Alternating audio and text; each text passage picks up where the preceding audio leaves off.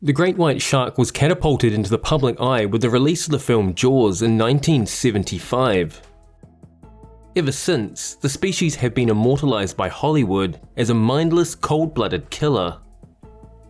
However, despite the intense anxiety they often arouse, there are only around 10 to 15 fatal shark attacks each year.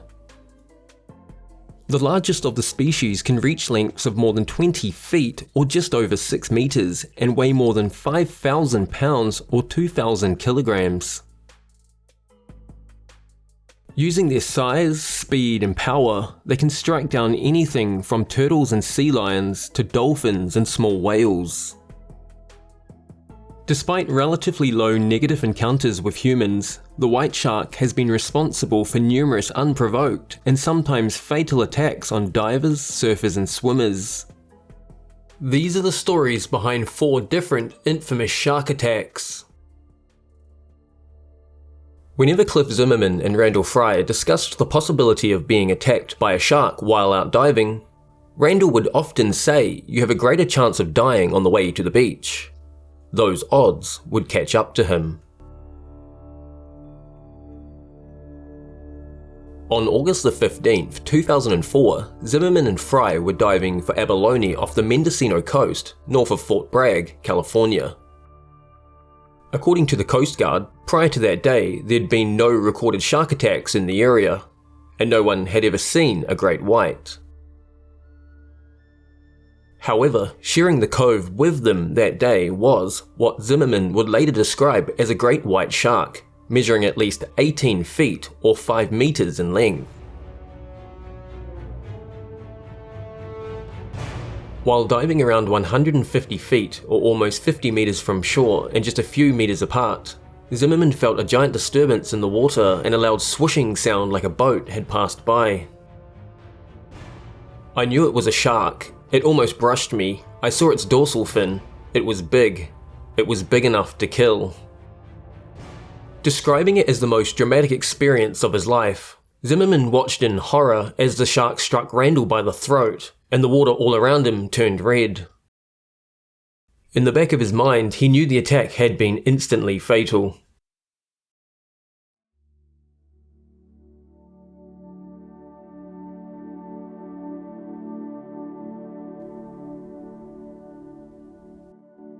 On December 8, 1963, whilst participating in the South Australian Spearfishing Championship, 23-year-old Rodney Fox was attacked by a great white shark. The story of his survival is often regarded as one of the world's worst non-fatal shark attacks. While in the water defending his spearfishing championship, what happened next is best told by Fox himself. "I felt this huge crash and I was hurled through the water. I thought a submarine had hit me. I knew I had to gouge its eyes, so I grabbed it in a bear hug. But I knew I was going to drown, so I went to the surface." The shark came back for multiple attacks. However, in true Aussie spirit, Fox punched and gouged its eyes as he fought to survive, and eventually managed to escape. The full extent of his injuries were horrific. Half his ribs were broken, his diaphragm and lungs were punctured, his scapula was pierced, and his spleen, arteries and abdomen were all left exposed. While I won't show them here, pictures taken in the immediate aftermath of the incident, while not overly graphic, demonstrate the miraculous nature of his survival. Fox went on to design and build the first underwater shark observation cage.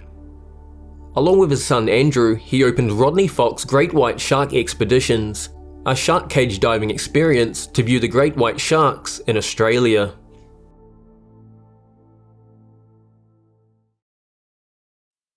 June 14, 1959 would mark, even to this day, one of South California's worst shark attacks, and one of the most controversial. On a warm Sunday morning, 33-year-old Robert Pamperin was skin diving for abalone off La Jolla Cove, San Diego. He was accompanied by Jared Lehrer, who would later claim to have witnessed Pamperin being swallowed by a shark.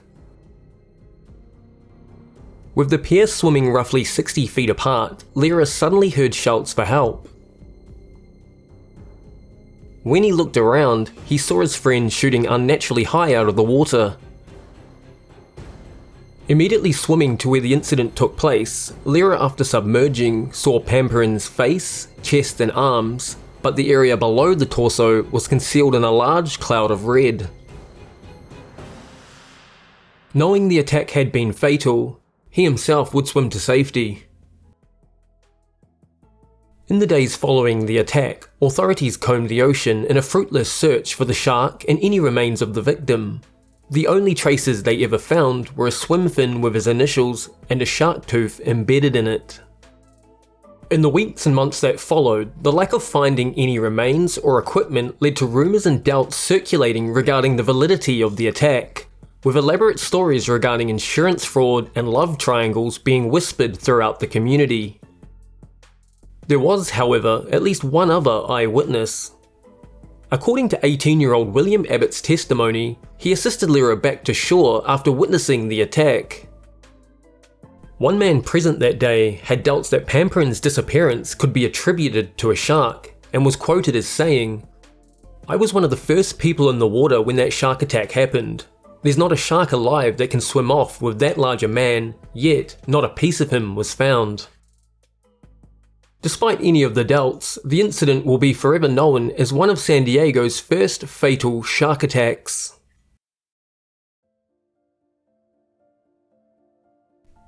The Jersey Shore shark attacks of 1916 were a series of shark attacks along the New Jersey coast in which 4 people were killed and 1 was injured. It's also one of the most notorious shark events in US history and inspiration behind the movie Jaws. With a sweltering heatwave and the polio epidemic, Americans went to the beach in increasing numbers by the summer of 1916. Very few people in New Jersey were concerned about the possibility of a shark attack, with some so-called experts assuring would-be beachgoers that the jaws of a shark were not capable of attacking humans.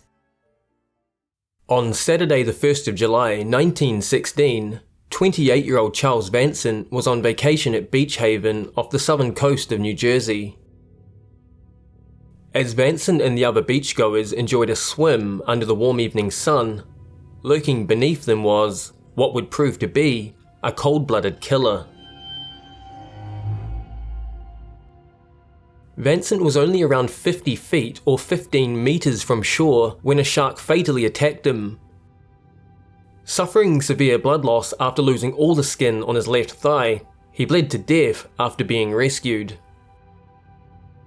Despite the shark attack, beaches along the New Jersey shore remained open and people continued to flock to them, although it wouldn't be long before the next attack happened. The second attack occurred on Thursday, 5 days after the first, at the resort town of Spring Lake, 45 miles or 72 kilometers north of the first incident. 27-year-old Charles Bruder was attacked while swimming 130 yards or 120 meters from shore. The water would turn cherry red when a shark, most likely the same shark from the week before, tore a chunk from his abdomen and then bit off his leg. The water was reported to be so red that lifeguards initially thought a red-bottomed canoe had capsized. Although he was rescued from the water, he bled to death on the way to shore. Located around 1 mile or 1.6 kilometers inland, the town of Matawan was an unlikely location for a shark attack. However, at around 2 p.m. on the 12th of July, 11-year-old Lester Stilwell was attacked and killed by a shark while swimming in the Matawan Creek. When 24-year-old Watson Fisher attempted to save him, he too was fatally attacked by a shark. 14-year-old Joseph Dunn would also be attacked in the same creek that day, although his injuries would prove not fatal. No one is sure how many sharks were involved in the Jersey Shore shark attacks or what breed. However, on the 14th of July, just 2 days after the last attack, a great white shark containing human remains in its stomach was caught near the entrance to the Matawan Creek. There were no further attacks on the Jersey Shore that summer.